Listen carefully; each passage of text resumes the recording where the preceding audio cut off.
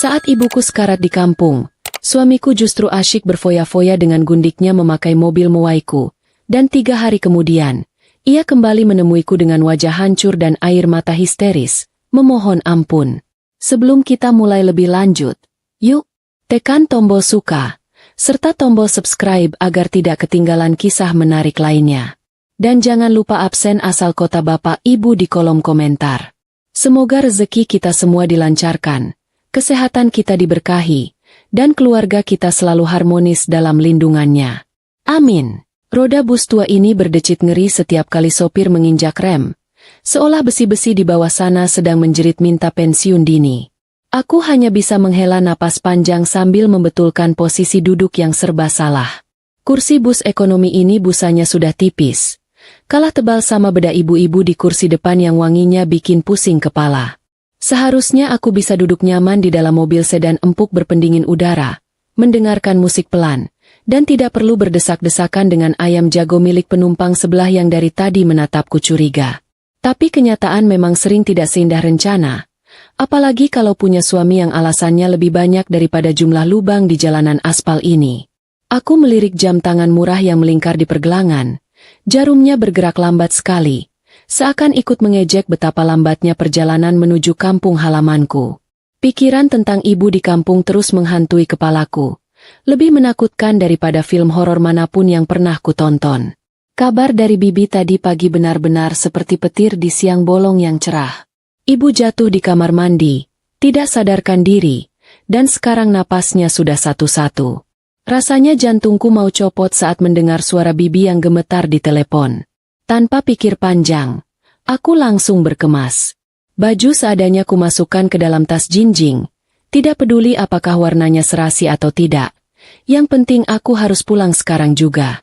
Aku butuh melihat wajah teduh itu, memegang tangannya yang kasar karena terlalu rajin bekerja di ladang, dan membisikkan kalau anak perempuannya sudah datang.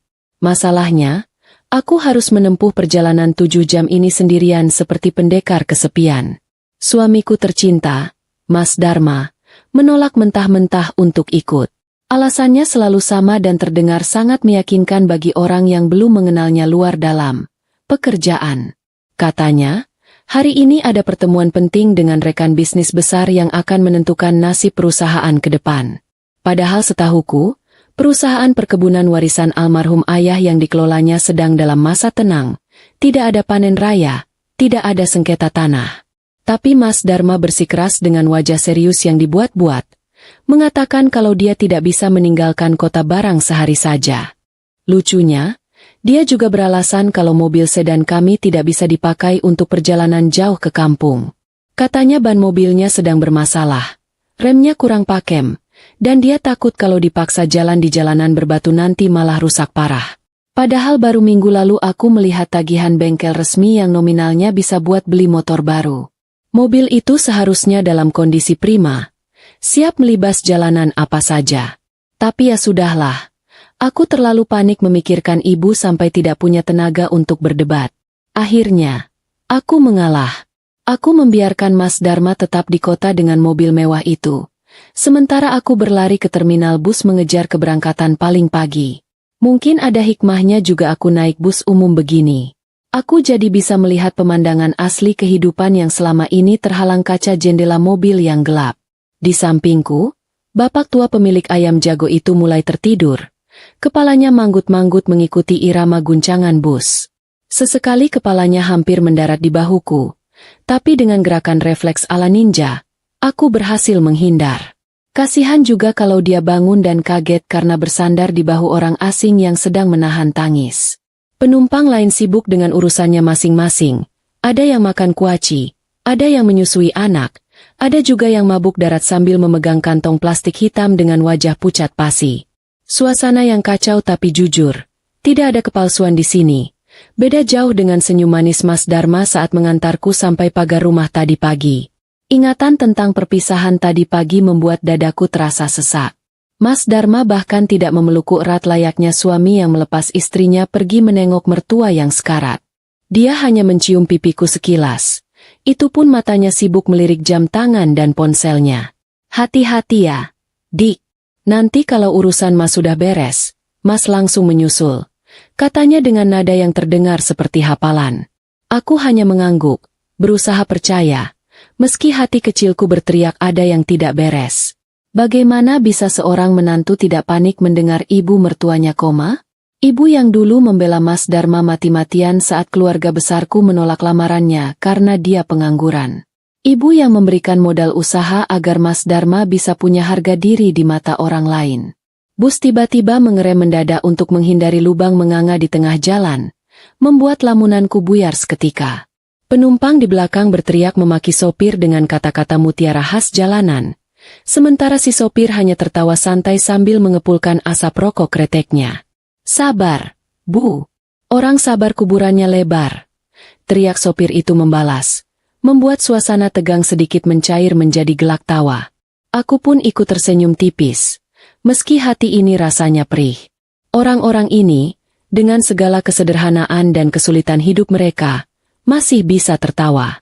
Sementara aku punya uang. Punya kebun sawit warisan ayah, punya suami gagah, tapi rasanya kosong melompong.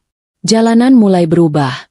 Dari aspal mulus perkotaan menjadi jalanan berkelok membelah bukit. Pemandangan gedung bertingkat berganti dengan hamparan sawah hijau dan hutan jati yang meranggas. Udara yang masuk dari jendela bus yang terbuka terasa lebih segar, meski bercampur debu jalanan. Ini wangi kampung halaman. Wangi tanah basah, wangi jerami bakar, dan wangi kenangan masa kecil. Dulu, aku dan ibu sering berjalan kaki menyusuri jalan ini sepulang dari pasar, membawa belanjaan sambil bercerita tentang apa saja. Ibu adalah pendengar terbaik. Dia tidak pernah menghakimi, hanya mendengarkan lalu memberikan nasihat pendek yang selalu tepat sasaran. Sekarang, wanita tangguh itu sedang berbaring tak berdaya menunggu kedatanganku. Ponselku bergetar di saku gamis. Dengan cepat aku merogohnya, berharap itu pesan dari Mas Dharma yang menanyakan kabarku atau sekadar bilang dia sudah rindu. Tapi harapan tinggallah harapan. Yang muncul di layar hanyalah pesan operator yang menawarkan paket data murah. Aku membuka aplikasi pesan hijau, melihat status terakhir Mas Dharma. Online. Dia sedang aktif, tapi tidak mengirim pesan padaku. Mungkin dia sedang sibuk membahas proyek miliaran itu dengan kliennya. Pikirku mencoba berprasangka baik. Atau mungkin dia sedang sibuk memilih menu makan siang di restoran mahal, sementara istrinya di sini menahan lapar karena tidak selera makan roti yang tadi kubeli di terminal. Aku mencoba memejamkan mata, membiarkan tubuhku terguncang-guncang mengikuti irama bus yang ugal-ugalan. Bayangan Mas Dharma kembali muncul. Mas Dharma itu orangnya pesolek. Dia tidak akan tahan naik bus seperti ini. Kalau ada debu sedikit saja menempel di kemeja bermereknya, dia pasti langsung ribut minta tisu basah. Kalau dia ikut pulang kampung, pasti sepanjang jalan dia akan mengeluh. Mengeluh panaslah, mengeluh jalan jeleklah, mengeluh sinyal susahlah. Mungkin Tuhan memang sengaja tidak mengizinkan dia ikut sekarang, supaya aku bisa fokus mengurus ibu tanpa harus mengurus bayi besar yang manja itu. Biarlah dia dengan dunianya yang wangi dan bersih. Aku akan kembali ke duniaku yang kotor tapi penuh cinta. 5 jam berlalu, bus akhirnya memasuki wilayah kabupaten tempat tinggalku. Jantungku berdegup kencang. Semakin dekat semakin takut. Takut kalau bendera kuning sudah terpasang di depan gang sebelum aku sampai. Aku meremas tasbih kecil yang kubawa. Mulutku tak henti-hentinya melafalkan doa. Ya Tuhan, tolong panjangkan umur ibu Barang sebentar saja. Izinkan aku meminta maaf karena sudah jarang pulang semenjak menikah dengan Mas Dharma. Izinkan aku membasuh kakinya sekali lagi. Rasa bersalah ini menumpuk di dada, menjadi batu besar yang menghimpit napas. Semenjak Mas Dharma memegang kendali usaha perkebunan, kami jadi jarang punya waktu.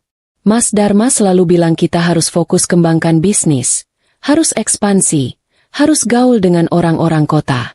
Dan aku, istri yang penurut ini, hanya diam saja menuruti ambisinya, sampai melupakan wanita tua yang sendirian menjaga rumah kenangan kami. Bus berhenti di terminal kecil yang becek sisa hujan semalam. Aku turun dengan kaki pegal-pegal. Langsung diserbu tukang ojek yang berebut menawarkan jasa. Ojek, Mbak. Ojek, Bu. Murah sampai tujuan.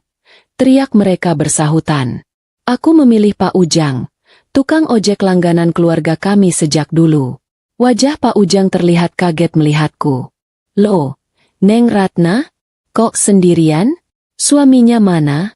Mobilnya mana? Pertanyaan bertubi-tubi itu seperti menabur garam di atas luka. Aku hanya tersenyum kecut sambil naik ke boncengan motor bebeknya yang joknya sudah diperban lakban hitam. Mas Dharma sibuk. Pak, mobil dipakai kerja. Ayo cepat jalan. Pak, saya mau ketemu ibu. Jawabku singkat, memotong rasa ingin tahunya. Sepanjang perjalanan di atas motor, Pak Ujang bercerita kalau kondisi ibu memang sudah menurun sejak minggu lalu. Katanya, ibu sering duduk melamun di teras, memandangi foto pernikahan kami. Mendengar itu, air mataku tumpah juga. Angin sore yang menerpa wajah menyamarkan air mata yang mengalir deras di pipi. Ternyata firasat seorang ibu tidak pernah salah. Mungkin ibu merindukanku. Atau mungkin ibu merasakan ada yang tidak beres dengan rumah tanggaku yang terlihat sempurna dari luar. Rumah tangga yang dibangun di atas pondasi harta warisan ibu, tapi kini seolah menjauhkan ibu dari anak kandungnya sendiri. Sampai di depan rumah panggung kayu berukir itu, suasana terasa hening dan mencekam. Beberapa tetangga terlihat duduk-duduk di balai bambu di halaman. Wajah mereka suram. Tidak ada tawa, tidak ada obrolan nyaring. Begitu melihatku turun dari ojek, bibiku langsung berlari menyambut. Matanya sembab, hidungnya merah. Tanpa bicara apa-apa, bibi langsung memelukku erat. Tangisnya pecah di bahuku. Ratna, ibu, nak, ibu nungguin kamu terus. Isak bibi, kakiku rasanya lemah seperti jeli. Kalau tidak ditahan bibi mungkin aku sudah ambruk ke tanah. Aku menyeret langkah menaiki tangga rumah panggung. Aroma minyak angin dan kapur sirih langsung menyergap hidung. Aroma khas orang sakit tua yang selalu bikin hati ngilu. Di ruang tengah, di atas kasur kapuk yang digelar di lantai, tubuh ringkih itu terbaring. Ya Tuhan, itu ibu. Tubuhnya kurus sekali, tulang pipinya menonjol, kulitnya keriput dan pucat. Napasnya terdengar berat dan berbunyi, seperti ada beban berat yang menindih dadanya. Aku melempar tas begitu saja dan langsung bersimpuh di sampingnya. Ku genggam tangan dingin itu, ku cium berkali-kali. Bu, Ratna pulang. Bu, Ratna di sini. Bisikku di telinganya. Perlahan, mata yang terpejam itu bergerak sedikit, seolah merespon suaraku. Bibirnya yang kering bergerak-gerak, tapi tidak ada suara yang keluar. Hanya air mata yang menetes dari sudut matanya yang keruh. Hatiku hancur berkeping-keping melihat wanita terkuat dalam hidupku kini tak berdaya. Sambil memijat pelan lengan ibu, aku kembali teringat Mas Dharma. Seharusnya dia ada di sini. Seharusnya dia ikut memijat kaki ibu, membacakan doa, atau setidaknya menunjukkan rasa hormat pada mertuanya. Kemana perginya sopan santun yang dulu dia pamerkan saat melamar aku? Dulu dia rela hujan-hujanan membelikan martabak kesukaan ibu hanya untuk mengambil hati. Sekarang, saat dia sudah mendapatkan segalanya, ibu seolah menjadi orang asing yang tidak penting. Rasa marah mulai menyusup di antara rasa sedihku. Marah pada diriku yang bodoh memilih suami, marah pada Mas Dharma yang tega, dan marah pada keadaan yang memaksaku harus kuat sendirian. Aku mencoba menghubungi Mas Dharma lagi. Kali ini lewat panggilan telepon biasa. Terdengar nada sambung. Kali. 2 kali. 3 kali. Tidak diangkat. Aku mencoba lagi. Masih sama. Pada percobaan ketiga, panggilanku ditolak. Tak lama kemudian masuk pesan singkat. Dik, Mas lagi presentasi. Jangan ditelepon dulu ya. Nanti buyar konsentrasinya. Salam buat ibu. Semoga cepat sembuh. Pesan yang dingin, singkat, dan tanpa emosi. Presentasi apa yang dilakukan sampai malam begini? Dan tegas sekali dia hanya titip salam lewat pesan singkat untuk orang yang sedang berjuang maut. Aku menatap layar ponsel dengan nanar. Ada sesuatu yang mengganjal di hati. Insting wanitaku mulai bicara, berbisik pelan tapi tajam. Benarkah dia sedang presentasi? Atau itu hanya alasan klise untuk menutupi sesuatu? Ah, Ratna, jangan suzon dulu, tegurku dalam hati. Mungkin dia benar-benar sedang berjuang mencari nafkah agar kami bisa membiayai pengobatan ibu. Aku berusaha menepis pikiran buruk itu, kembali fokus pada ibu. Malam ini aku akan terjaga, menjaga satu-satunya harta berharga yang kumiliki di dunia ini. Suara jangkrik di luar sana bersahutan, seolah menyanyikan lagu sedih untuk menemani malam pertamaku di kampung halaman. Malam yang sunyi tanpa kehadiran suami. Malam yang menjadi awal dari terbukanya tabir kebusukan yang selama ini tertutup rapi. Di sudut ruangan, lemari jati tua milik ibu berdiri kokoh. Kaca cermin di pintunya memantulkan bayanganku yang kusut. Aku melihat sosok wanita yang lelah. Wanita yang terlalu banyak mengalah. Malam ini, di samping ibu yang sedang berjuang antara hidup dan mati, aku berjanji dalam hati. Kalau sampai terjadi sesuatu pada ibu dan Mas Dharma tidak juga muncul, aku tidak akan lagi menjadi Ratna yang penurut. Aku akan mencari tahu apa yang sebenarnya terjadi di kota sana. Tapi untuk sekarang, biarlah aku menjadi anak ibu dulu, melupakan sejenak peran sebagai istri dari suami yang entah berada di mana. Angin malam menyelinap masuk dari celah dinding papan, membawa hawa dingin yang menusuk tulang, tapi tidak sedingin perasaanku saat mengingat pesan singkat Mas Dharma tadi. Ada badai yang sedang bersiap datang. Aku bisa merasakannya. Kalau ada kejuaraan dunia membuat alasan paling masuk akal, suamiku pasti sudah bawa pulang piala emas dan piagam penghargaan. Masih segar dalam ingatan kejadian tadi pagi sebelum aku berangkat ke terminal, saat matahari bahkan belum berani menampakkan diri sepenuhnya. Rumah kami yang biasanya tenang mendadak gaduh karena kepanikan luar biasa yang melandaku. Aku berlarian dari kamar ke ruang tengah memasukkan baju skenanya ke dalam tas. Sementara Mas Dharma duduk santai di meja makan sambil menyesap kopi hitamnya. Seolah-olah dunia sedang baik-baik saja dan tidak ada ibu mertua yang sedang sekarat di kejauhan sana. Dia bahkan sempat-sempatnya mengeluh kalau gulanya kurang sedikit. Padahal hatiku rasanya sudah pahit melebihi empedu. Saat aku memohon padanya dengan air mata bercucuran agar dia ikut pulang, Mas Dharma mengeluarkan jurus andalannya. Wajah prihatin yang dibuat-buat dan nada bicara yang tenang menghanyutkan. Dia memegang kedua bahuku, menatap mataku lekat-lekat, lalu mulai berceramah soal tanggung jawab. Katanya, hari ini adalah hari penentuan nasib perusahaan perkebunan kami. Ada pertemuan dengan pemodal besar dari ibu kota yang tidak bisa diwakilkan, tidak bisa ditunda, dan tidak bisa dibatalkan. Kalau dia tidak datang, katanya, kita bisa rugi miliaran rupiah dan ratusan karyawan kebun bisa kehilangan pekerjaan. Mendengar dia membawa-bawa nasib karyawan kecil, tentu saja hatiku luluh lantak. Dia tahu betul kelemahanku adalah rasa kasihan pada orang lain. Yang membuat hati ini teriris sebenarnya bukan soal dia tidak bisa ikut, melainkan soal kendaraan.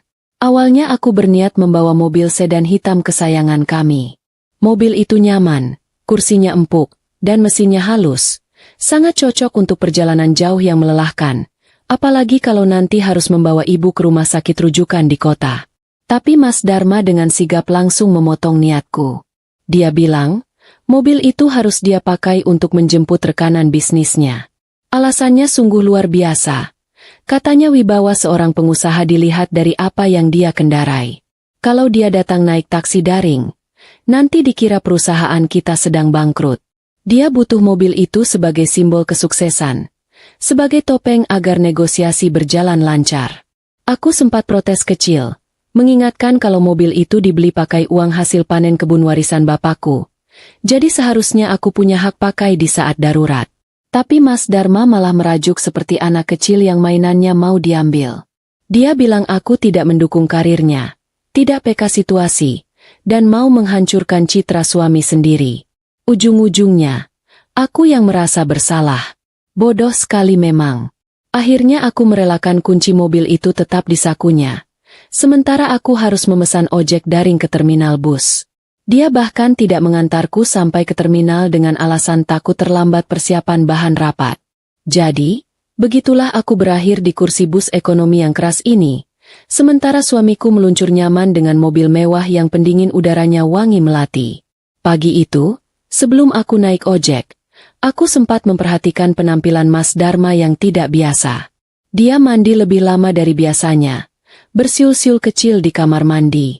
Pakaian yang dia pilih pun bukan setelan kerja biasa, Tapi kemeja sutra halus warna biru muda yang baru kami beli bulan lalu, dipadu dengan celana bahan yang licin mengkilap. Rambutnya ditata rapi dengan minyak rambut yang baunya semerbak sampai ke teras tetangga. Sepatunya disemir sampai bisa buat ngaca.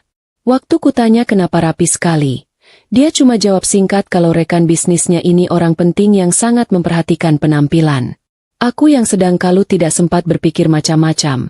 Hanya mengangguk percaya dan memuji kalau dia terlihat gagah.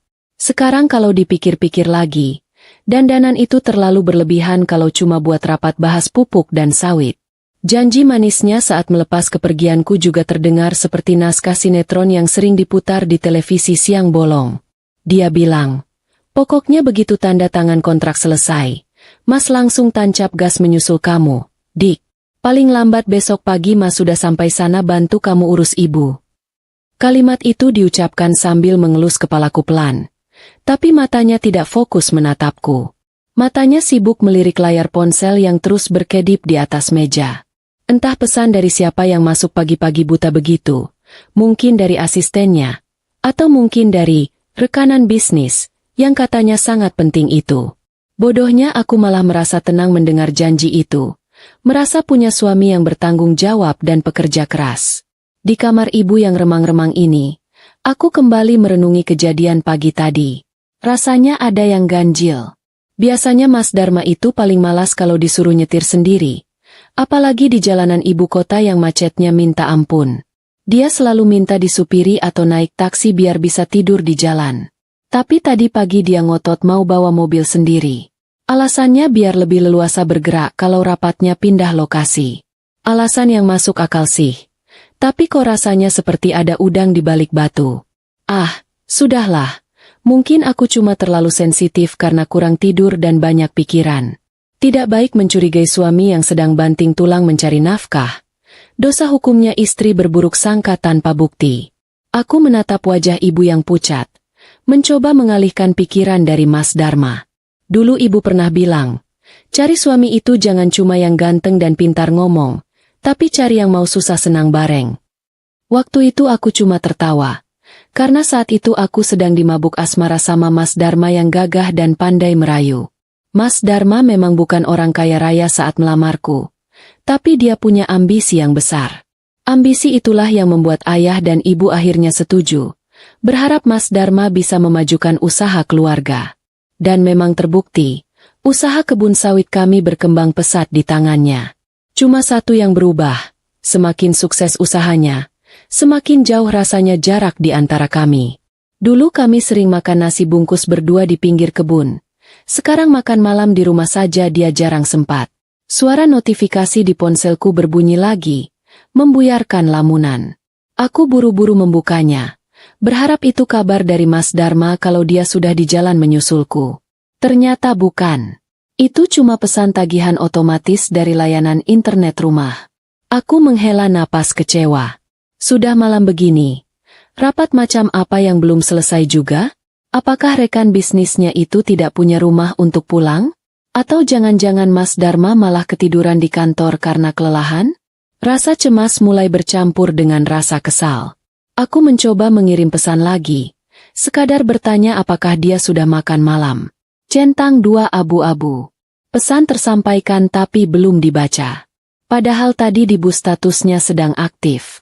Di luar, suara burung hantu terdengar sayup-sayup, menambah suasana mistis malam di kampung.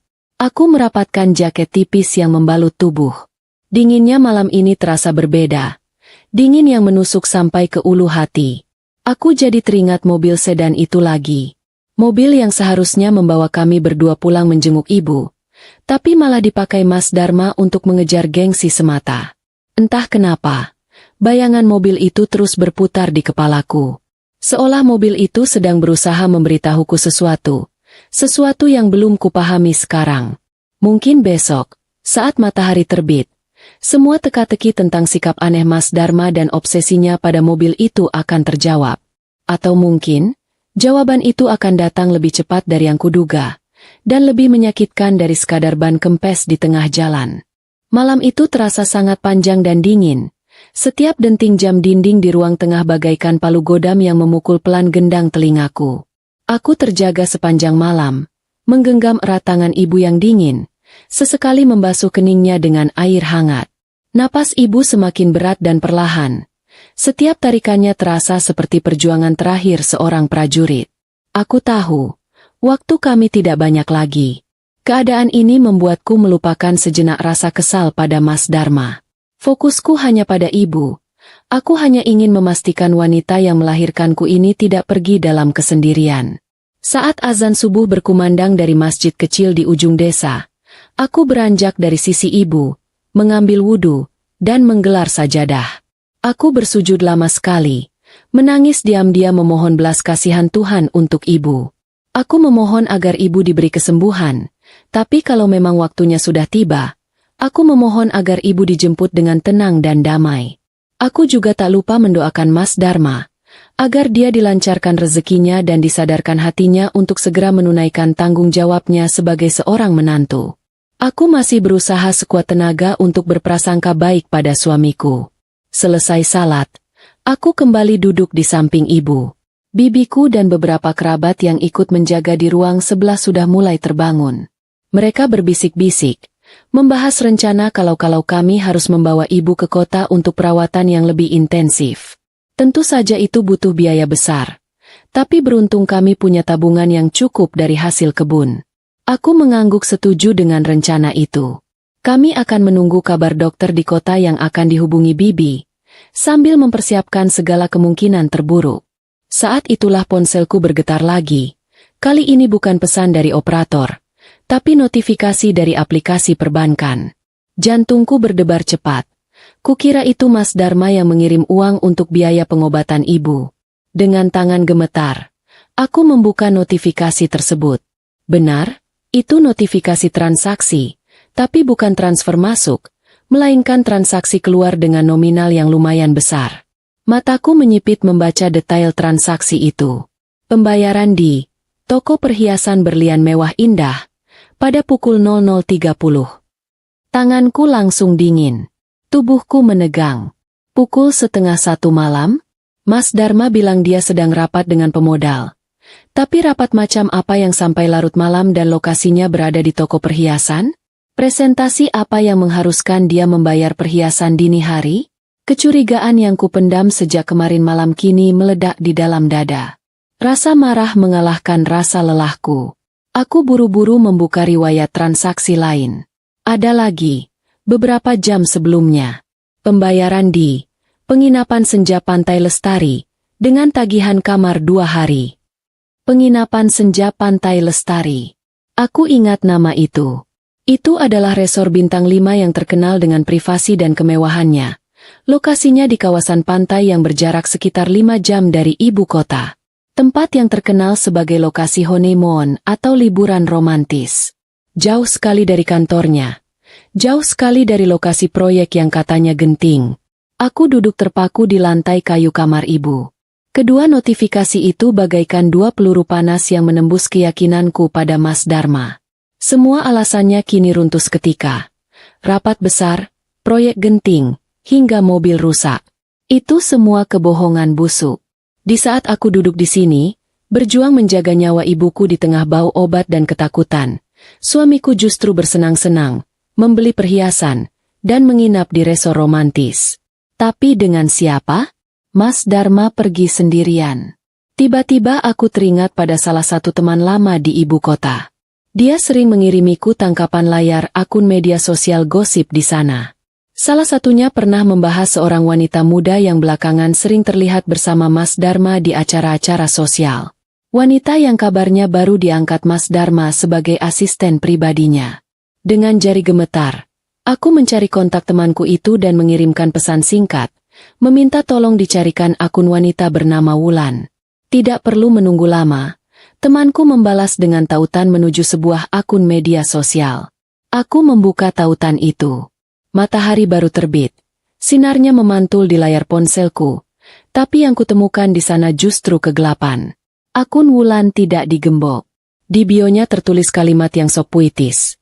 Hidup ini seperti pantai, nikmati saja ombaknya. Bersyukur selalu. Aku mulai menelusuri unggahan terbarunya. Foto-foto selfie dengan latar belakang mobil mewah, makanan mahal, dan tas tangan bermerek. Dia memang cantik, muda, dan terlihat sangat bahagia. Aku mengklik lingkaran cerita yang berwarna merah di foto profilnya. Itulah yang membuat seluruh darahku mendidih dan ubun-ubunku terasa panas. Cerita pertama, ada video pendek yang memperlihatkan tangan Wulan sedang menyesap minuman dingin. Latar belakangnya adalah pemandangan laut biru yang memukau dari balkon sebuah kamar hotel. Itu pasti resor senja Pantai Lestari. Cerita kedua, sebuah foto dengan fokus pada sebuah kalung berlian baru yang melingkari leher jenjangnya. Kalung itu tampak mahal dan berkilauan. Persis seperti nominal transaksi di toko perhiasan berlian mewah indah. Cerita ketiga, video terakhir yang baru diunggah sekitar 3 jam lalu.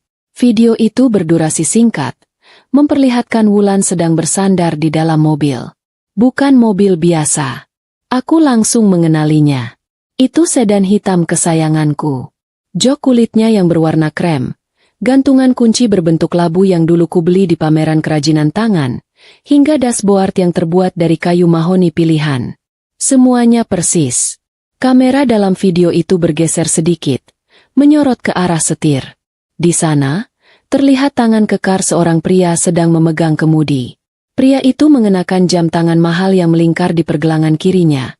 Jam tangan yang kuberikan pada Mas Dharma di hari ulang tahunnya tahun lalu. Di bagian akhir video, Wulan tertawa sambil menyentuh bahu pria di sampingnya itu. Wajah pria itu memang tidak terekam penuh, hanya terlihat dari samping. Tapi aku tidak butuh rekaman penuh untuk mengenalinya. Gaya rambutnya, bentuk hidungnya yang mancung, dan cara dia tertawa. Itu Mas Dharma. Di video itu, Wulan menulis keterangan yang menusuk jantungku. Capek kerja, healing sebentar sama Mas sayang. Terima kasih sudah bawain mobil baru yang keren ini. Besok balik lagi ke rutinitas deh. Di akhir kalimat itu, dia menambahkan emoji hati berwarna merah dan ciuman. Seluruh ruangan seolah berputar. Tubuhku ambruk terduduk. Aku tidak menangis. Air mataku seolah mengering karena saking kagetnya. Ternyata selama ini Mas Dharma tidak rapat. Dia tidak berjuang demi perusahaan. Dia tidak memikirkan nasib karyawan. Dia hanya berselingkuh, bersenang-senang, dan menghabiskan uangku untuk wanita lain. Semua alasannya hanyalah skenario busuk untuk menipu istri bodohnya.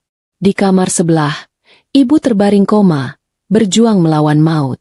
Di waktu yang sama, anak menantunya sedang tertawa renyah bersama wanita simpanannya di atas mobil mewah yang kubeli. Itu bukan cuma pengkhianatan. Itu adalah penghinaan yang keji. Rasa sakit itu tiba-tiba berubah menjadi ketenangan yang menakutkan. Aku menghapus air mata yang baru saja menetes. Tidak ada gunanya meratapi nasib. Tangisan tidak akan membawa ibu kembali sehat. Dan tangisan juga tidak akan membuat Mas Dharma bertobat. Aku harus berpikir jernih. Aku bukan wanita bodoh yang hanya bisa merengek. Aku adalah anak dari ayah yang dulunya seorang pengusaha ulung. Aku tahu cara menghadapi serigala yang menyamar sebagai domba. Aku mengambil napas dalam-dalam. Aku tidak akan membalas pesan Wulan. Aku tidak akan menelepon Mas Dharma untuk memaki-maki. Itu terlalu murahan, dan hanya akan memberinya kesempatan untuk berbohong lagi. Aku harus membalas pengkhianatan ini dengan cara yang elegan, terstruktur, dan paling menyakitkan bagi Dharma si pencinta harta dan gengsi. Aku mengambil ponselku lagi. Jari-jariku dengan cepat mengetik nomor telepon seseorang yang sangat kupercaya, yang dulunya sering mengurus segala urusan hukum dan aset ayah. Bukan nomor polisi, tapi nomor pengacara. Terdengar suara berat di ujung telepon. Selamat pagi, Ratna. Ada apa pagi ini? Aku menjawab dengan suara yang sangat tenang, teramat tenang, seolah aku sedang memesan makanan di restoran. Pak Broto, tolong bantu aku. Aku butuh segera mengurus 2 hal penting. Pertama, pembekuan semua akses keuangan yang terhubung dengan kartu tambahan atas nama Mas Dharma. Kedua, aku ingin membuat laporan kehilangan aset perusahaan berupa 1 unit mobil sedan hitam dengan nomor polisi yang akan kusampaikan sebentar lagi. Aku mau laporan itu masuk ke kepolisian resor terdekat dengan lokasi penginapan di pantai itu. Ketenangan dalam suaraku membuat Pak Broto terdiam sejenak. Mungkin dia mengira aku sedang sakit atau berhalusinasi. Tapi aku mengulangi permintaanku sekali lagi dengan nada yang lebih tegas. Aku akan mengirimkan semua bukti transaksi, foto mobil, dan lokasi GPS mobil yang terpasang di ponselku. Aku mau dia belajar. Pak, belajar apa artinya tanggung jawab? Tolong urus ini secepatnya. Sebelum siang, aku mau semua aksesnya lumpuh total. Pak Broto akhirnya menyanggupi. Setelah menutup telepon, aku kembali menatap wajah ibu. Senyum kecil terukir di bibirku. Senyum yang bukan karena bahagia, melainkan karena rasa puas yang dingin. Bu, bisikku lirih di telinga ibu. Maafkan anakmu yang bodoh ini karena telah memilih lelaki yang salah. Tapi ibu tenang saja. Aku sudah tidak sendiri. Aku akan menyingkirkan parasit itu dari hidup kita. Biar ibu melihat sendiri. Anakmu sudah dewasa dan bisa melindungi dirinya. Aku janji, aku akan bersihkan semua ini. Rencana pembalasanku sudah dimulai. Bola salju kehancuran untuk Dharma sudah ku gelindingkan. Sekarang, tinggal menunggu salju itu berubah menjadi longsor besar yang menimbunnya. Pagi itu di kampung terasa hening, tapi di dalam hatiku, suasana sudah seperti ruang kendali operasi yang sibuk. Aku tidak lagi membiarkan diriku tenggelam dalam kesedihan atau kemarahan. Emosiku telah bertransformasi menjadi energi dingin yang terfokus. Setelah menghubungi Pak Broto, aku mulai membereskan urusan lain yang tak kalah penting. Ibu harus segera dibawa ke rumah sakit kota. Itu prioritas utama. Aku mengatur mobil sewaan yang lebih besar dan menghubungi beberapa kerabat yang tinggal di kota untuk meminta bantuan. Dalam kepalaku, semua berjalan sesuai jadwal, terpisah sempurna dari drama yang sedang kusiapkan untuk Mas Dharma. Beberapa jam kemudian, ponselku bergetar lagi. Kali ini bukan notifikasi transaksi keluar, melainkan pesan masuk dari Pak Broto. Isinya singkat, jelas, dan memuaskan. Semua kartu tambahan AN Dharma sudah diblokir permanen atas permintaan klien. Laporan polisi terkait penggelapan aset perusahaan, mobil sedan hitam, sudah masuk. Tim lapangan sedang berkoordinasi dengan polisi resor setempat. Perkiraan target akan diamankan dalam 1x24 jam ke depan. Aku membaca pesan itu berulang kali. Setiap kata terasa seperti musik merdu di telinga. Dharma si pencinta gengsi, yang hidupnya bergantung pada uang ekstra dan fasilitas mewah dariku, kini sudah dilucuti. Aku membayangkan adegan yang mungkin sedang terjadi di penginapan mewah itu. Pukul 10 pagi adalah waktu check-out standar. Dharma mungkin sedang bersiap untuk pergi. Mungkin masih tertawa renyah bersama Wulan sambil membahas rencana akhir pekan berikutnya. Mereka pasti akan mampir ke toko souvenir atau makan siang mewah sebelum kembali ke ibu kota. Saat Dharma mengeluarkan salah satu kartu saktinya, kartu yang biasa ia banggakan di depan teman-temannya karena punya batas penggunaan tak terbatas, dan mendapati kartu itu ditolak, pasti wajahnya langsung berubah pucat. Bayangan Dharma yang mendadak panik karena semua kartunya tidak berfungsi membuat sudut bibirku terangkat sedikit. Itu baru permulaan. Skakmat finansial. Sambil menunggu mobil sewaan datang, aku kembali duduk di samping ibu. Kuceritakan semua yang sudah kulakukan, tentu saja dengan bahasa yang halus, tanpa menyebutkan kata selingkuh atau polisi. Aku hanya bilang, Bu, Ratna lagi membereskan urusan yang kotor. Ratna sedang membersihkan rumah kita dari sampah yang tidak berguna. Setelah ini, kita akan tenang, Bu, janji. Aku tahu ibu tidak merespons, tapi setidaknya dengan bicara, hatiku merasa lega. Aku tahu ibu tidak pernah mengajarkanku untuk membalas dendam. Tapi kali ini aku tidak menganggap ini sebagai dendam. Ini adalah keadilan.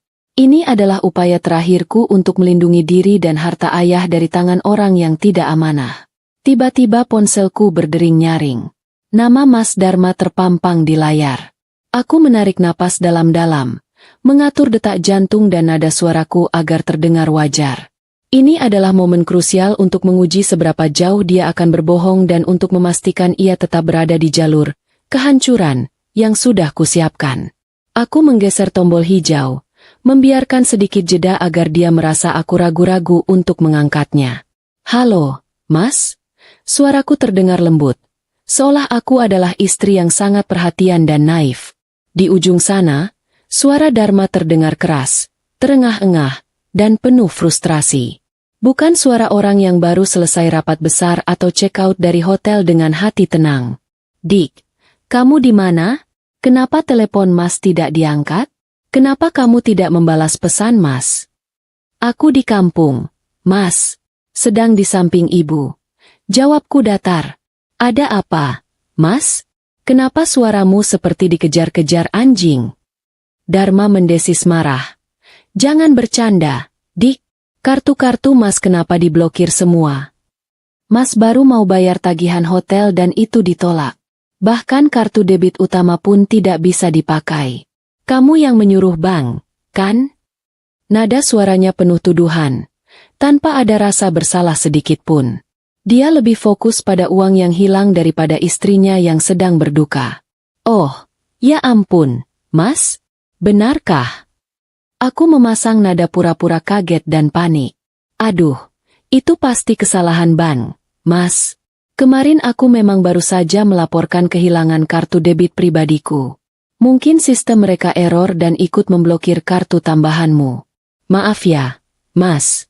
Aku sibuk sekali urus ibu sampai tidak sempat menghubungi bank lagi. Humor situasinya adalah, dia yang seharusnya berada di resor romantis sekarang malah panik kehabisan uang untuk bayar tagihan kamar dan perhiasan. Ironi yang cukup menggelitik. Dharma terdiam sejenak.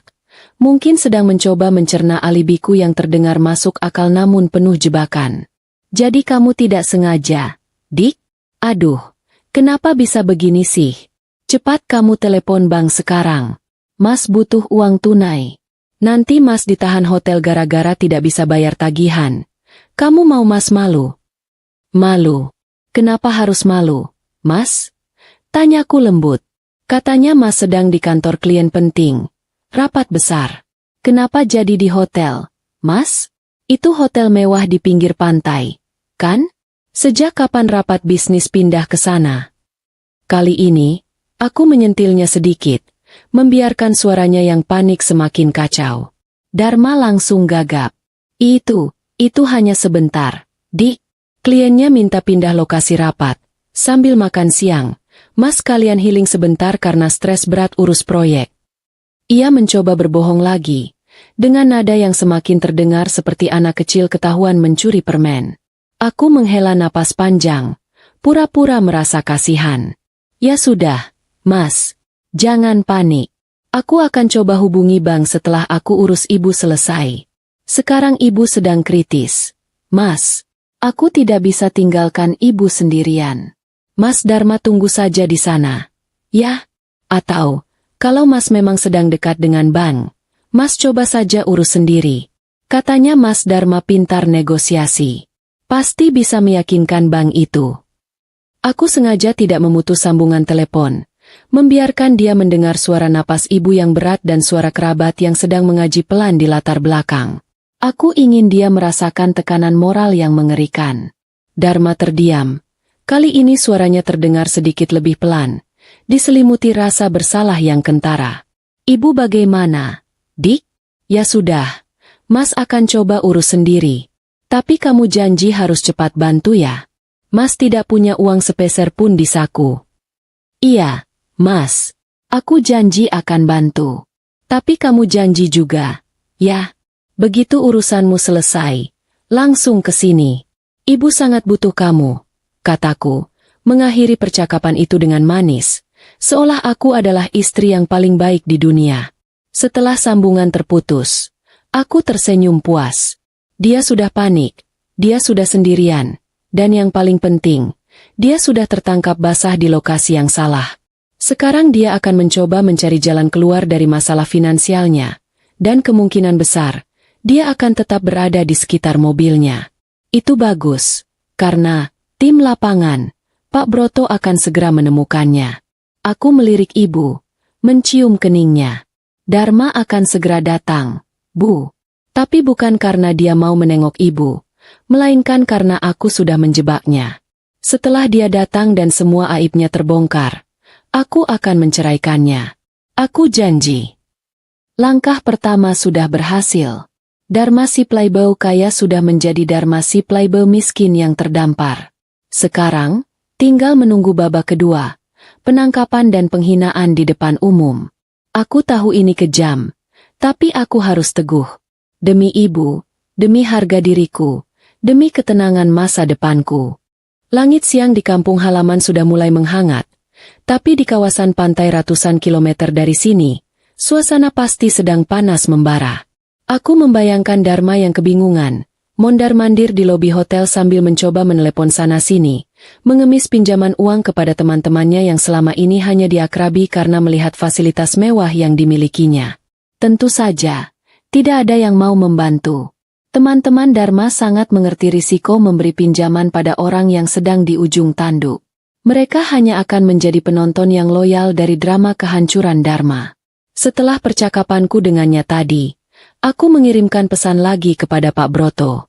Aku meminta agar laporan pencurian mobil segera dinaikkan statusnya menjadi sangat mendesak, dan memberitahukan kalau Dharma masih berada di sekitar hotel, mencoba mencari uang tunai. Pak Broto membalas cepat. Ia memastikan tim dari kepolisian resor setempat sudah berada di posisi strategis, menunggu momen yang tepat. Aku tersenyum tipis. Sekarang, Dharma bukan hanya miskin, dia juga sedang diintai seperti buronan. Waktu bergerak perlahan, seolah ikut menikmati ketegangan yang sedang kurasakan. Aku menemani ibu dan memastikan semua persiapan keberangkatan berjalan lancar. Mobil ambulans swasta yang kami sewa sudah dalam perjalanan. Bibiku dan kerabat lain masih mengira aku sibuk mengurus kepindahan ibu, padahal sebetulnya aku sedang mengurus kepergian suamiku dari hidupku. Aku sengaja tidak memberitahu siapapun tentang apa yang kulakukan, karena semakin sedikit yang tahu, semakin mulus rencana ini berjalan.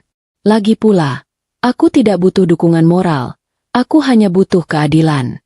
Sekitar pukul 2 siang, ponselku bergetar hebat.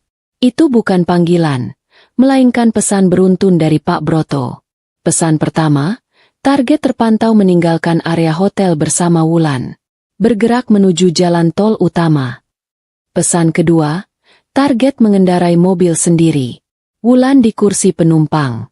Penindakan akan dilakukan di gerbang tol untuk menghindari potensi bahaya di jalan raya. Aku berdiri tegak, napasku tertahan. Inilah dia, momen puncak dari sandiwara busuk Dharma.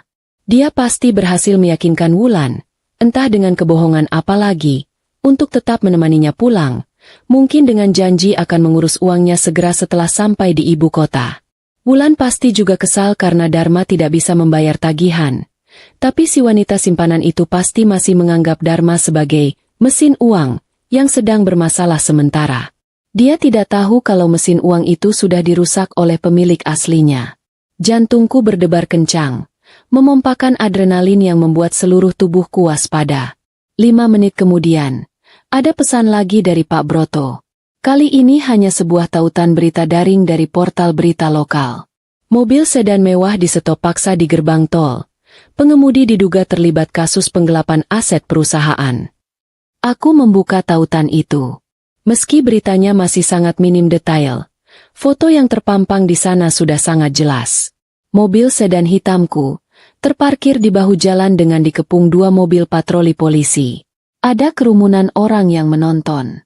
Dan yang paling penting, terlihat seorang pria sedang berdiri di samping mobil, kedua tangannya ditarik ke belakang oleh petugas, dan di sebelahnya, seorang wanita muda berambut panjang tampak histeris sambil menutupi wajah. Itu Dharma dan Wulan. Dia kena. Aku tidak bisa menahan senyum tipis yang terasa dingin di bibirku. Bukan senyum bahagia, tapi senyum kemenangan yang memuakkan. Dharma si playboy kaya, yang selalu bangga dengan mobil mewah dan penampilannya yang necis, kini berdiri di borgol di pinggir jalan tol, menjadi tontonan gratis para pengendara yang lewat. Harga dirinya, yang selama ini menjadi satu-satunya aset berharga baginya, kini hancur lebur di depan umum. Ponselku berdering lagi, kali ini dari nomor yang tidak kukenal. Aku ragu-ragu mengangkatnya, tapi instingku mengatakan itu penting. Halo. Ini aku, Restu, temanmu yang di kota. Ratna, kamu lihat berita? Video Dharma viral sekali. Ada yang merekam saat dia diborgol. Wulan, si asistennya itu, malah histeris sambil teriak-teriak bilang Dharma penipu yang bawa mobil curian. Suara Restu terdengar panik dan heboh. Aku pura-pura kaget. Ya Tuhan, benarkah? Aku tidak tahu apa-apa. Restu, aku di kampung mengurus ibu. Mobil itu memang mobil perusahaan, dipakai Dharma untuk kerja. Mungkin ada salah paham administrasi. Salah paham bagaimana, Ratna? Wulan itu yang membuat semuanya jadi heboh. Dia merekam Dharma yang diborgol. Dia bilang di media sosial kalau dia cuma korban. Dia tidak tahu Dharma sudah punya istri dan itu mobil curian. Sekarang semua orang kota tahu aib ini. Ratna, suamimu ditangkap polisi karena selingkuh dan membawa mobil curian saat ibumu sekarat. Aku mendengarkan semua caci maki Restu tentang Dharma dengan tenang, membiarkan informasi itu meresap. Jadi, Wulan si wanita simpanan itu benar-benar mengkhianati Dharma di depan umum. Dia tidak hanya kabur, tapi juga menumbalkan Dharma demi menyelamatkan citra dirinya sendiri. Tentu saja, Dharma tidak menyangka akan mendapatkan penghinaan ganda seperti ini. Pukulan moral yang dahsyat. Aku menutup telepon dari Restu dengan janji akan mengurus semuanya di kota. Tentu saja janji palsu. Sekarang, aku tahu Dharma sudah berada di sel tahanan, sendirian, tanpa uang, tanpa teman, dan tanpa selingkuhan. Wulan si penghancur kini bertindak sebagai penyelamat dirinya sendiri, sementara Dharma terperosok dalam lumpur kehinaan. Saat ambulans sewaan berwarna putih akhirnya tiba di depan rumah panggungku, aku melangkah keluar dengan wajah tenang. Aku membimbing perawat untuk masuk dan membantu memindahkan ibu ke tandu dengan hati-hati. Aku melirik jam tanganku. Tidak ada pesan lagi dari Dharma. Dia sudah terlalu sibuk. Sibuk menjawab pertanyaan penyidik di kantor polisi. Sibuk meratapi nasib buruknya yang mendadak. Aku naik ke dalam mobil ambulans.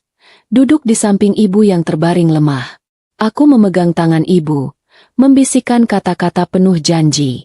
Bu, sebentar lagi kita akan sampai di kota. Ibu akan dapat perawatan terbaik. Dan Mas Dharma, dia juga sudah di kota. Bu, dia akan segera menemuiku. Jangan khawatir. Bu, semua sudah sesuai rencana. Aku tidak berbohong. Dharma memang sudah di kota. Dia berada di balik jeruji besi, menanti hukuman dari perbuatannya. Dan aku yakin, dia akan segera mencariku. Karena aku adalah satu-satunya kunci untuk kebebasannya. Aku adalah satu-satunya orang yang bisa mencabut laporan itu. Aku akan menunggu Dharma datang, tapi kali ini, pertemuan kami bukan untuk drama air mata penuh maaf. Pertemuan kami adalah arena pertempuran terakhir. Dan aku harus memenangkan pertarungan itu untuk ibu dan untuk diriku sendiri. Malam ini, Dharma akan tidur di atas lantai semen yang dingin, jauh dari bantal sutra dan pendingin udara. Keadilan terasa manis, meski aku harus menukarnya dengan rasa sedih yang mendalam. Dinginnya lantai semen di kantor polisi pasti terasa seperti es bagi kulit Dharma yang terbiasa dimanjakan linen katun Mesir. Malam itu, di dalam sel tahanan yang lembab dan berbau apek, Dharma si playboy berkelas akhirnya mengenal rasa keputusasaan sejati. Aku bisa membayangkan betapa mengerikannya pengalaman itu bagi Dharma yang selalu menjunjung tinggi gengsi dan kebersihan. Tidak ada pendingin udara, tidak ada kopi Arabica kesukaan. Tidak ada pelayan yang siap membawakan handuk hangat. Yang ada hanyalah nyamuk-nyamuk nakal yang ikut berpesta menghisap darahnya. Dan bau keringat basi yang bercampur dengan bau pembersih lantai murahan. Itu adalah neraka kecil yang sangat pantas ia rasakan. Penangkapan mendadak di jalan tol pasti menjadi puncak dari segala penghinaan. Dharma pasti masih mencoba berteriak lantang, mengaku sebagai pengusaha terhormat, suami dari pemilik perusahaan besar, dan menuduh polisi salah tangkap. Namun, semua teriakannya pasti tenggelam oleh bunyi klik borgol yang dingin dan suara tegas petugas yang membacakan laporan kehilangan mobil dari pemilik aset yang sah, yaitu perusahaanku. Dharma pasti sangat yakin bahwa dia bisa lolos hanya dengan menyebut namaku.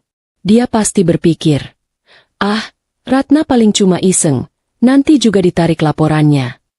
Keyakinan palsu itulah yang membuatku semakin muak dan bertekad untuk memberinya pelajaran yang tak akan pernah ia lupakan seumur hidup. Aku yakin, saat ia digiring masuk ke sel, semua barang-barang berharganya dilucuti. Jam tangan mahal pemberianku, dompet kulit buaya yang selalu dibanggakannya, cincin emasnya, bahkan tali sepatu dan ikat pinggangnya pun pasti diambil demi prosedur keamanan. Dalam sekejap, Dharma si pengusaha sukses yang wibawa telah berubah menjadi Dharma si tahanan yang ketakutan, tanpa identitas, tanpa uang, dan tanpa martabat. Tanpa semua simbol kekayaan itu, ia hanyalah seorang pria biasa yang terpaksa berbagi ruang sempit dengan para kriminal kecil lainnya. Pukulan terberat baginya pasti datang saat ia diizinkan melakukan panggilan telepon. Tentu saja, aku yakin nomor pertama yang ia hubungi adalah aku. Aku sudah mematikan ponselku sejak mobil ambulans membawa ibu ke rumah sakit kota, membiarkannya kebingungan. Aku tidak ingin dia tahu kalau aku sudah berada di kota. Aku ingin dia merasakan bagaimana rasanya ditinggalkan oleh satu-satunya orang yang bisa menolongnya. Nomor kedua yang ia hubungi pasti Wulan. Dan disinilah humor gelap dari drama ini muncul. Wulan yang seharusnya menjadi pelipur lara, pasti malah menolaknya. Wulan tentu tidak mau menanggung nasib pria miskin yang baru saja ditangkap polisi karena kasus penggelapan. Wulan si wanita matre itu pasti sudah memblokir semua kontak Dharma dan sibuk mencuci tangan di media sosial, menyebar cerita palsu bahwa ia adalah korban penipuan ulung. Dharma pasti menyadari, wanita simpanannya itu lebih licik dan lebih cepat beradaptasi daripada dirinya. Wanita yang dulu memanggilnya, Mas Sayang, kini mungkin sedang menertawakannya dari balik layar ponsel. Pukulan ketiga datang dari kantornya sendiri. Aku sudah mewanti-wanti Pak Broto untuk mengirimkan surat pemberhentian kerja Dharma secara tidak hormat, dengan alasan penyalahgunaan aset perusahaan. Dharma pasti sempat menghubungi kantornya, berharap mendapat bantuan dari stafnya, tapi yang ia dapatkan malah kabar pemecatannya. Dharma si direktur perusahaan yang dulu ditakuti kini hanyalah mantan karyawan yang dipecat, tanpa pesangon, tanpa masa depan. Dia pasti baru sadar. Selama ini posisinya aman hanya karena statusnya sebagai suamiku, bukan karena kompetensinya. Tanpa aku, dia tidak punya apa-apa. Malam itu, di dalam sel yang pengap, Dharma pasti tidak bisa tidur. Selain karena nyamuk dan udara dingin, ia juga pasti dihantui rasa lapar dan malu yang tak terkira. Bayangkan Dharma, yang terbiasa makan malam di restoran fine dining, harus menelan jatah makanan penjara yang sudah dingin dan hambar, sambil dicibir oleh sesama tahanan. Aku yakin berita penangkapannya yang viral sudah sampai ke telinga para tahanan lain. Mereka mungkin penjahat, tapi mereka pasti menganggap Dharma, si suami yang tega selingkuh saat ibunya sekarat, sebagai aib masyarakat yang paling rendah. Harga diri Dharma pasti hancur lebur diinjak-injak oleh orang-orang yang selama ini ia pandang sebelah mata. Aku tahu Dharma sedang menderita, dan penderitaannya itu baru permulaan. Aku tidak ingin dia busuk di penjara. Aku hanya ingin dia mencapai titik terendah. Titik di mana ia menyadari bahwa semua kesombongan dan kebohongan yang selama ini ia pegang teguh telah membawanya pada kehancuran total. Dia harus tahu bahwa kehormatan itu tidak bisa dibeli dengan uang hasil curian, dan cinta sejati tidak bisa ditukar dengan janji manis pada wanita simpanan. Aku berbaring di sofa ruang tunggu rumah sakit kota yang bersih dan berpendingin udara. Ibu sudah mendapatkan perawatan terbaik di ruang rawat intensif. Kondisinya masih kritis, tapi setidaknya ia tidak sendirian. Aku menatap ponselku yang kini kuaktifkan kembali. Tidak ada pesan atau panggilan masuk yang berarti. Aku yakin Dharma sudah tidur di sel, meratapi nasibnya, menyadari betapa kejamnya dunia tanpa kekayaan dan kekuasaanku. Sekarang, aku hanya perlu menunggu. Menunggu Dharma mencapai tingkat penyesalan yang ia yakini bisa meluluhkan hatiku. Dan ketika ia datang, aku akan siap menyambutnya dengan kejutan yang jauh lebih menyakitkan daripada borgol besi. Aku ingin Dharma berlutut memohon ampun, bukan karena ia mencintaiku, tapi karena ia membutuhkan uangku. Dan saat itu terjadi, aku akan menolaknya. Pagi di rumah sakit kota terasa tenang, tapi ketenangan itu palsu. Seolah menyembunyikan badai emosi yang siap meletus kapan saja. Aku menghabiskan malam itu di samping ibu, membaca Al-Quran pelan-pelan, menemani detak monitor jantung yang berirama pelan. Pagi-pagi sekali, aku menemui dokter. Kabar dari dokter tidak menggembirakan. Kondisi ibu masih sangat lemah dan harus melewati masa kritis. Namun, setidaknya ibu sudah di tangan yang tepat. Urusan ibuku telah kutangani dengan baik. Sekarang giliran Dharma. Ponselku mulai ramai. Aku menyalakan ponselku kembali setelah mematikannya semalaman. Panggilan tak terjawab dan pesan dari Dharma menumpuk. Semua dikirim dari semalam. Nada pesannya berubah total. Dari yang awalnya penuh amarah menuntut agar kartu-kartunya diblokir, kini berubah menjadi nada memelas, memohon, dan penuh keputusasaan. Dik, tolong angkat teleponku. Mas benar-benar minta maaf. Ini salah paham. Mas sudah di kantor polisi. Dik, tolong Mas. Cuma kamu yang bisa bantu. Kalau Mas tidak keluar, Mas bisa dipecat. Dik, Mas tidak mau dipecat. Sania. Aku tahu aku salah. Aku janji akan ceritakan semuanya. Aku janji akan tobat. Tapi tolong keluarkan Mas dari sini dulu. Mas tidak tahan di sini. Demi ibu, Dik. Ibu pasti sedih lihat Mas begini. Tolong, aku mohon. Aku membaca semua pesan itu tanpa sedikit pun rasa iba. Kata-kata, demi ibu, yang ia gunakan kini terdengar sangat menjijikan. Padahal saat ibu sekarat dia sibuk membeli perhiasan untuk gundiknya. Aku tahu persis dia tidak merasa menyesal. Dia hanya merasa terhukum. Dia tidak memohon karena takut kehilanganku, tapi karena takut kehilangan kenyamanan dan kekayaan yang kumiliki. Aku membalas pesannya singkat. Aku akan urus penangguhan penahanan sementara agar kamu bisa menemuiku. Aku ingin kamu datang ke rumah sakit tempat ibu dirawat. Sendirian, secepatnya. Ada yang harus kita bicarakan. Beberapa menit kemudian, Dharma menelepon. Suaranya terdengar lega, penuh syukur, dan sedikit serak karena kurang tidur. Terima kasih, Dik. Terima kasih banyak. Kamu memang istri terbaik. Mas janji akan kesana sekarang juga.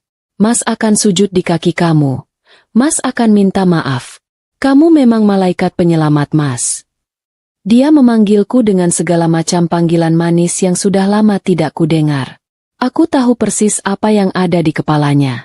Dia pasti berpikir, yes, Ratna masih mencintaiku. Dia tidak tega melihatku menderita.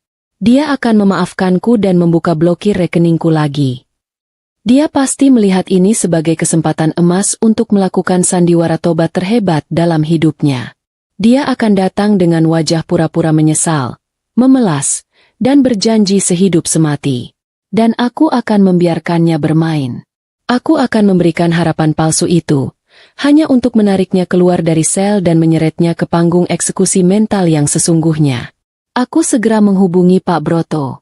Aku meminta Pak Broto mengurus penangguhan penahanan sementara Dharma atas kasus pencurian mobil, dengan alasan kemanusiaan karena ibu sedang kritis dan membutuhkan kehadiran anak menantu. Tentu saja itu hanya taktik. Kasus penggelapan aset perusahaan, yang lebih serius, yang kubuat di belakang layar masih tetap berjalan dan sedang diusut perlahan. Aku melepaskan satu borgol kecil, hanya untuk memastikan Dharma datang dalam kondisi terpuruk, siap menerima pukulan terakhir yang kuberi. Tidak sampai 3 jam kemudian, Dharma keluar dari kantor polisi. Aku tahu dia tidak punya uang sepeser pun untuk naik taksi, apalagi bus. Dia pasti berjalan kaki atau menumpang kendaraan umum seadanya. Aku ingin dia merasakan bagaimana rasanya berjuang, bagaimana rasanya menjadi orang miskin yang dihakimi oleh tatapan orang-orang di jalanan. Aku ingin dia tiba di rumah sakit dengan penampilan yang paling menyedihkan, agar kontras dengan segala keangkuhan yang pernah ia miliki. Sambil menunggu Dharma datang, aku mengambil cermin kecil dari tasku. Aku memperbaiki sedikit kerudungku, merapikan baju gamis polosku. Aku tidak berdandan, tidak memakai perhiasan. Aku harus terlihat tenang, damai, dan sabar. Aku harus menjadi istri salehah yang penuh maaf, yang akan membuat Dharma semakin yakin bahwa dia telah menang. Aku duduk di bangku ruang tunggu di lantai yang sama dengan ruang perawatan ibu. Aku tidak memilih kamar VIP. Aku memilih duduk di ruang tunggu umum. Aku ingin orang-orang yang melihatku, melihat seorang istri yang sabar dan tegar, seorang anak yang berjuang di tengah musibah. Aku ingin Dharma datang dan melihatku dalam kondisi yang paling menyedihkan, secara fisik, namun paling kuat, secara mental. Sekitar pukul 1 siang, aku melihatnya. Dharma muncul dari balik lift, berjalan terseok-seok menyusuri koridor rumah sakit. Pakaiannya kusut dan berbau, rambutnya acak-acakan, wajahnya kusam dengan lingkaran hitam di bawah mata. Dia tampak persis seperti mayat hidup. Tatapannya liar, mencari-cari keberadaanku.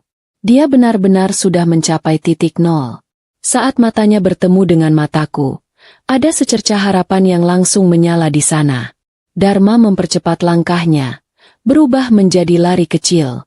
Aku menarik napas, mengatur ekspresi wajahku, menyiapkan diri untuk pertunjukan sandiwara terbesar yang akan segera ia mainkan. Aku tahu dia akan bersujud, dan aku akan membiarkannya. Karena setelah Dharma selesai dengan dramanya, giliran aku yang akan mengakhiri cerita kami. Dia datang dengan harapan palsu, dan aku akan mengembalikannya dengan kenyataan yang menghancurkan. Panggung sudah siap. Aku duduk tegak di bangku ruang tunggu. Tanganku menggenggam erat tasbih digital. Aku membiarkan Dharma mendekat, membiarkan ia menelan jarak di antara kami. Di mataku, ia bukan lagi Dharma si suami gagah, melainkan hanya Dharma si pengemis yang putus asa. Ketika ia sudah berada di hadapanku, Dharma langsung menjatuhkan tubuhnya ke lantai keramik rumah sakit dengan bunyi yang menyakitkan. Ia tidak peduli pada pandangan orang-orang atau pada rasa sakit yang dideritanya. Ia merangkak mendekatiku. Wajahnya penuh air mata yang kuyakini baru dipaksakan keluar dari kantung matanya. Wajah yang tadi kulihat di lift tampak seperti baru saja dimainkan oleh 50 penata rias film drama. "Dick, sayang, maafkan aku, Dick." Raungnya dengan suara parau yang dibuat-buat, persis seperti aktor figuran yang terlalu mendalami peran. Ia mencoba meraih kakiku, tapi aku menarik kakiku sedikit menjauh. Membiarkan tangannya hanya menyentuh ujung gamisku. Sentuhan tangannya terasa seperti membawa debu jalanan dan bau sel penjara. Aku salah, Dick. Aku hilaf. Aku dijebak wanita ular itu. Dia yang merayuku. Dia yang bilang kalau dia butuh mobil untuk menjemput klien penting. Aku tidak tahu apa-apa. Dick, aku baru sadar betapa jahatnya aku. Tolong cabut laporan itu. Dick, tolong Mas. Demi Tuhan, Mas tidak tahan. Dharma meracau. Kalimatnya campur aduk antara memohon ampun dan menyalahkan Wulan. Aku membiarkannya menangis, membiarkannya mengeluarkan semua racun yang ada di kepalanya. Aku menatapnya tanpa ekspresi, seperti sedang menonton televisi yang menyiarkan adegan yang sudah kutonton berulang kali. Ketenanganku adalah hukuman pertama baginya. Dia mengharapkan teriakan, tamparan, atau setidaknya isak tangis dariku, tapi yang ia dapatkan hanyalah keheningan dingin. Setelah Dharma kehabisan kata-kata dan hanya menyisakan isak tangis pelan, barulah aku bicara. Suaraku sangat pelan, datar, dan tidak ada emosi sama sekali. Sudah selesai, Mas? Dramamu sudah cukup. Dharma mendongak. Matanya yang sembab menatapku kaget. Ia pasti tidak menyangka aku akan bersikap sesantai ini. Dick, kamu bicara apa? Ini bukan drama. Dick, ini penyesalan tulus. Aku sungguh-sungguh. Aku janji akan berubah. Aku akan tinggalkan semua. Aku akan fokus sama kamu dan ibu. Aku menghela napas panjang, bangkit dari bangku. Aku berdiri menjulang di depannya yang masih bersujud. Mas, aku tahu kamu tidak menyesal, kataku, suaraku sedikit keras, tapi tetap tenang. Kamu tidak menyesal menyakitiku. Kamu tidak menyesal telah berbohong. Kamu menyesal karena kamu miskin, kamu ditangkap, dan kamu menderita. Kata-kataku menusuk tepat di jantung kepalsuannya. Wajah Dharma langsung pucat. Ia mencoba membuka mulut untuk membantah, tapi aku tidak memberinya kesempatan. Aku tahu Mas sedang berada di penginapan pantai itu. Aku tahu kamu yang membelikan kalung itu. Aku tahu Wulan sudah mengkhianatimu dan membuat videomu viral. Aku tahu semuanya. Mas, aku tahu kamu tidak rapat, melainkan sedang bersenang-senang dengan uang yang seharusnya untuk pengobatan ibu. Aku menunjuk ke arahnya yang masih berlutut. Kamu datang ke sini bukan karena cinta, Mas. Kamu datang karena kamu lapar. Kamu datang karena kamu tidak punya tempat tinggal. Kamu datang karena kamu butuh aku untuk membayar tagihan hotelmu dan mencabut laporan polisi. Betul, kan, Mas? Dharma menggeleng keras.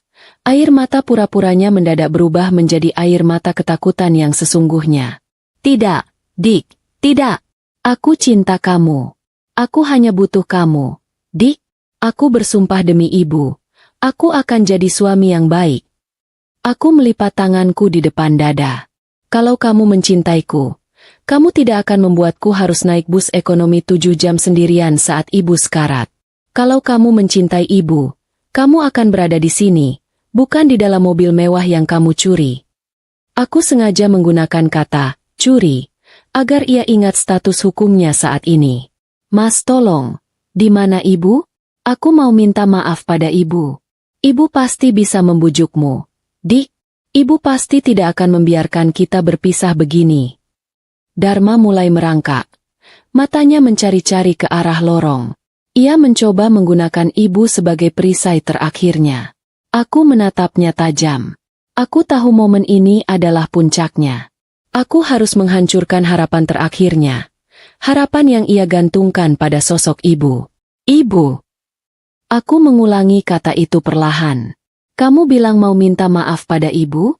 Mau membujuk ibu? Aku berjalan pelan, menuju ujung koridor. Ada sebuah papan pengumuman besar yang baru dipasang pagi tadi. Di sana, tertempel sebuah kertas putih dengan tulisan tangan rapi yang disampul plastik bening. Kamu terlambat, Mas, kataku pelan. Suaraku kini bergetar sedikit karena menahan duka yang sebenarnya. Aku menunjuk kertas di papan pengumuman itu. Lihat ini, Mas. Pagi tadi, tepat saat kamu sedang tidur nyenyak di sel tahanan, dan saat Wulan sedang sibuk mengedit videonya, kami membawa ibu ke rumah sakit. Dan lihat apa yang terjadi, Mas. Dharma bangkit. Kakinya terseok-seok. Ia mendekati papan pengumuman itu dengan pandangan kosong. Aku membiarkannya membaca sendiri. Di kertas itu tertulis pengumuman singkat dari pihak rumah sakit dan kerabat desa. Innalillahi wa inna ilaihi raji'un. Telah berpulang ke rahmatullah, Ibu Salamah binti Karta. Pagi ini pukul 6 waktu Indonesia Barat. Jenazah akan dibawa pulang ke kampung halaman untuk dimakamkan. Mohon doa restu dari Bapak Ibu sekalian. Tubuh Dharma kaku seketika. Ia tidak merengek. Tidak berteriak, ia hanya diam, mematung di depan papan pengumuman. Kematian ibu, yang selama ini ia gunakan sebagai alasan, kini datang nyata dan menghantamnya telak. Ibu meninggal, Mas, bisikku. Air mataku akhirnya menetes juga, tapi kali ini bukan karena Dharma, melainkan karena kepergian ibu. Tepat setelah aku datang dan ibu tahu bahwa aku aman, beliau pergi. Aku sempat memegang tangannya. Dan dia pergi dengan tenang. Kamu terlambat, Mas. Kamu tidak sempat mencium tangan ibu. Kamu tidak sempat meminta maaf padanya.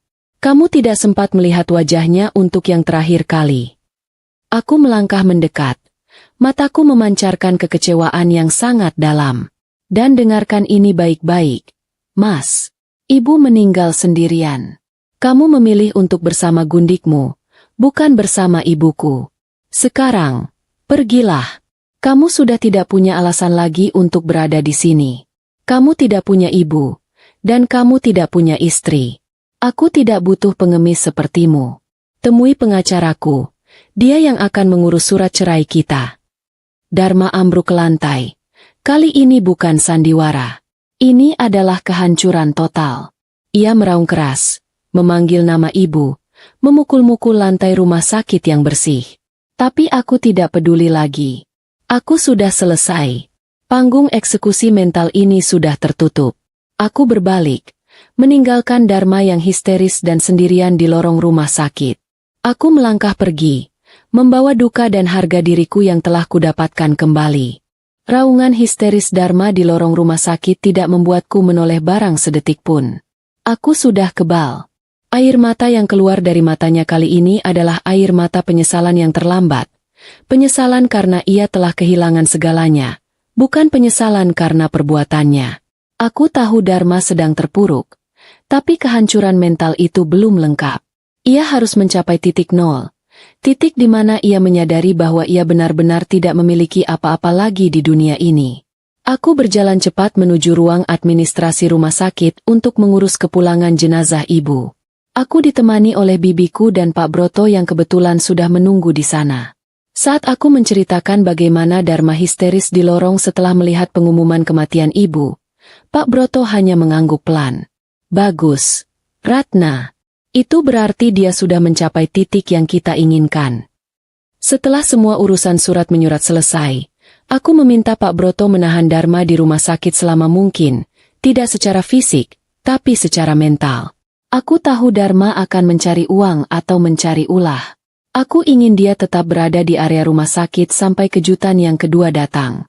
Saat kami beristirahat sejenak di kantin rumah sakit, Dharma berhasil melacak keberadaan Pak Broto dan muncul lagi.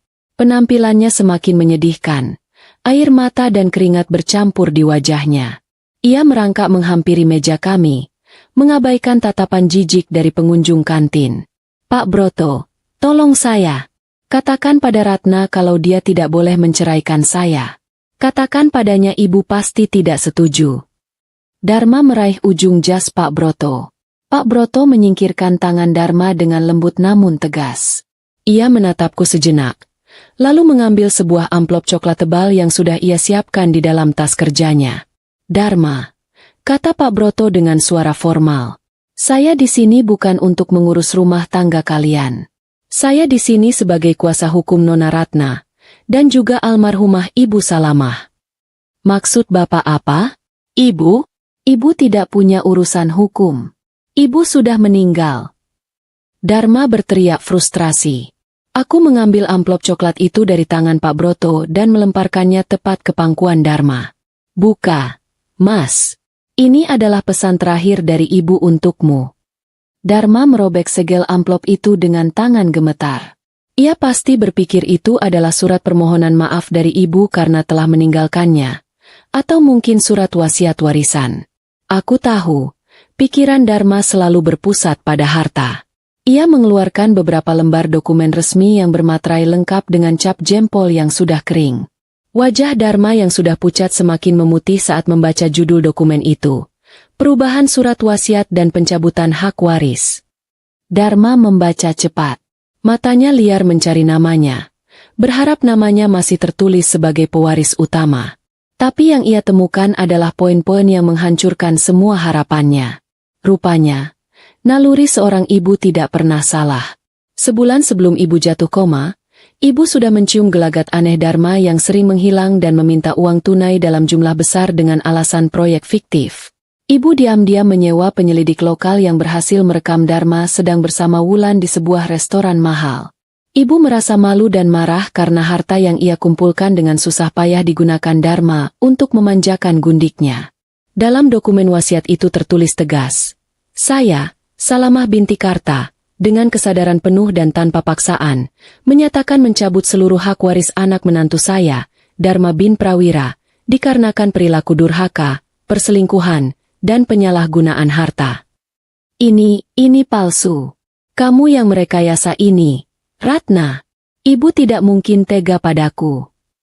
Dharma berteriak. Air mata yang tersisa di matanya tumpah lagi. Pak Broto angkat bicara. Dokumen ini sah, Dharma. Ditandatangani di hadapan notaris resmi, lengkap dengan rekaman video saat Ibu Salamah membubuhkan cap jempolnya, 2 minggu sebelum beliau jatuh sakit. Dharma si pencinta harta meremas dokumen itu. Tatapannya beralih padaku, penuh kebencian. Lalu kemana semua harta ibu? Rumah itu, ladang itu semua warisanku. Aku tersenyum tipis, senyum yang terasa pahit di lidah. Aku mengambil kembali dokumen yang sudah lecek itu dan membacakan poin terakhirnya dengan suara lantang. Seluruh aset tanah, ladang perkebunan, dan rumah di kampung halaman, ibu hibahkan sepenuhnya kepada menantunya, Ratna binti Rahmat. Dan seluruh aset tabungan, emas, dan deposito milik ibu, diwakafkan sepenuhnya kepada Yayasan Panti Asuhan Yatim Piatu di desa. Aku menutup dokumen itu dan menatap Dharma lurus-lurus. Jadi, Mas Dharma, kamu benar-benar tidak punya apa-apa lagi. Rumah yang kamu tinggali di ibu kota itu pun masih atas nama perusahaanku. Kamu datang ke sini sebagai pengemis, dan sekarang kamu akan pergi sebagai pecundang. Warisan ibu, yang seharusnya menjadi hakmu, sudah menjadi amal jariah untuk anak-anak yatim.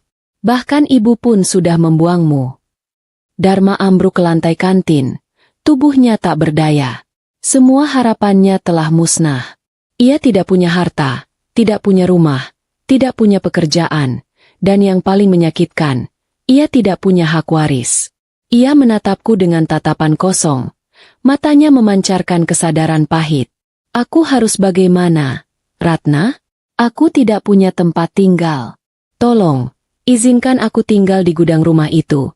Setidaknya sampai aku dapat kerja. Aku menggeleng pelan. Rumah itu akan segera kujual, Mas. Uangnya akan kugunakan untuk memperluas panti asuhan ibu. Kamu sudah tidak punya apa-apa. Sekarang, pergilah.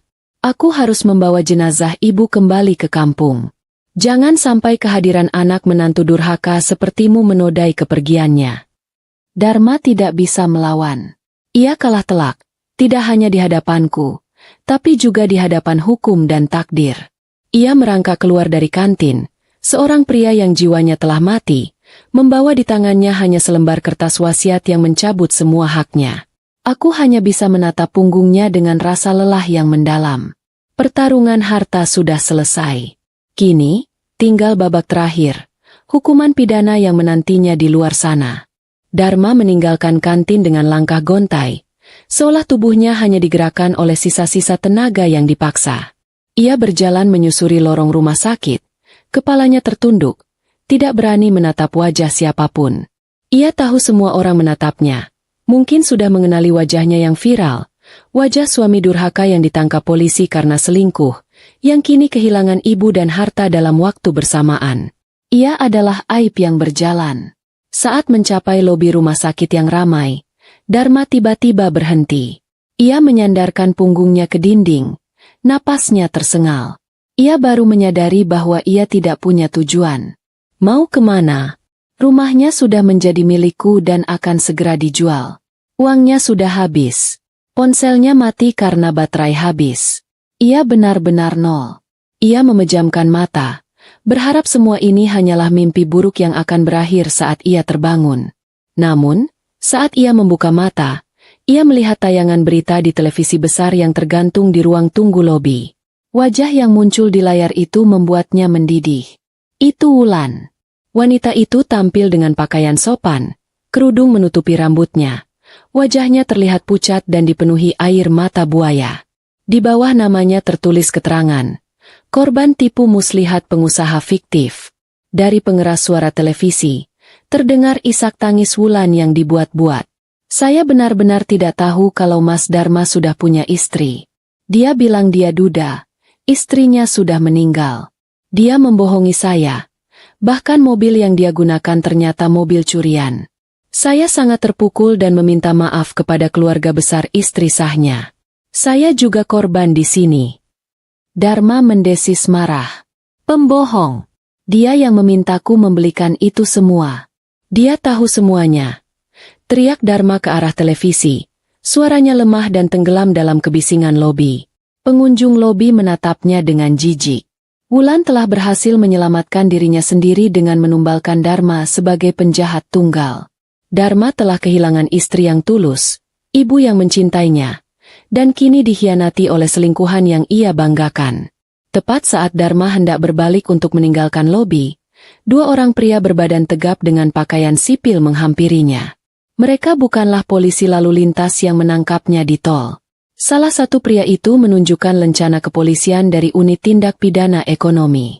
Saudara Dharma bin Prawira? Tanya petugas itu dengan nada formal. Dharma mengangguk lemah.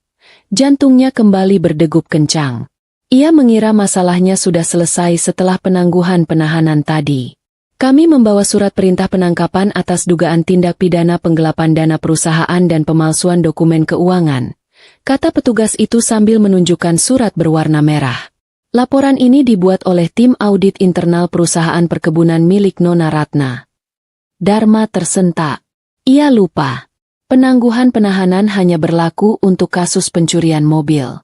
Kasus penggelapan dana perusahaan yang melibatkan miliaran rupiah dari hasil auditku selama ini, yang ia gunakan untuk bersenang-senang dan menyuap sana-sini, kini mencuat ke permukaan. Hukuman pidana yang sebenarnya baru akan dimulai. Aku tidak hanya memiskinkannya, aku juga memenjarakannya. Dharma mencoba membela diri, tapi istri saya. Laporan ini dibuat berdasarkan bukti-bukti kuat dari tim legal perusahaan. Istri Anda adalah pelapor sekaligus korban kerugian, Saudara Dharma. Potong petugas itu. Tidak ada ampun. Kedua lengan Dharma ditarik ke belakang, dan bunyi klik borgol besi terdengar lagi.